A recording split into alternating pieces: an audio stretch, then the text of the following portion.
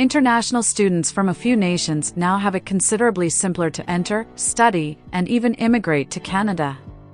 International students from 14 countries may apply for a study permit more quickly with the help of Canada's Student Direct Stream program.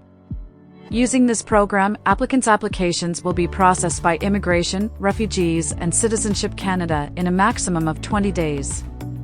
The nations that qualify are Antigua and Barbuda, Brazil, China, Colombia, Costa Rica, India, Morocco, Pakistan, Peru, Philippines, Senegal, Trinidad and Tobago, St. Vincent and the Grenadines, and Vietnam.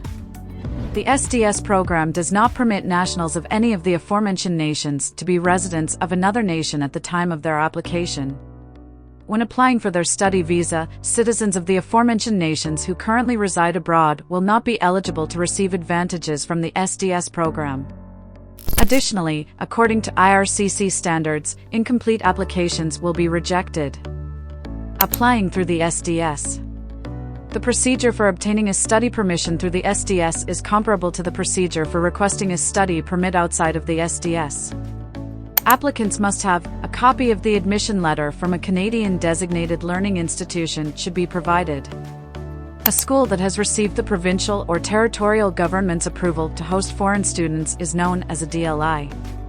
An IELTS score of 6 or better in each language skill, a TEF score equivalent to a Canadian language benchmark score of at least 7 for each language ability, or proof of legitimate language test results conducted within 2 years of the application date.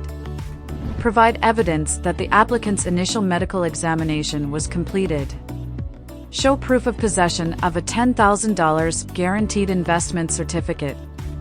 A bank or other financial institution will issue a GIC as proof that funds have been invested in a particular asset or purchase. Financial institutions that are listed on the website of the Canadian Deposit Insurance Company issue GICs that are eligible. Demonstrate that the first year's tuition has already been paid, most recent transcripts from your secondary or post-secondary studies. Application should be submitted at a visa application center. Candidates will also need to submit the following supplementary documents with their application in addition to these, but not exclusively. Forms for the Schedule 1 application for a temporary resident visa and the application for study permit made outside of Canada are required. Successful applicants will be given a letter of introduction from the port of entry and a Canadian study permit in order to enter and study in Canada. Students who are enrolled full-time in an appropriate program from a DLI, one that is at least 6 months long and leads to a degree, diploma, or certificate, and have a current study permit are permitted to work in Canada. All year long, students are allowed to work full-time on campus or part-time off campus during regular semesters with the option of working full-time during specified vacations. Students may also work in a co-op or internship placement if the program stipulates that they must work in order to complete their degree.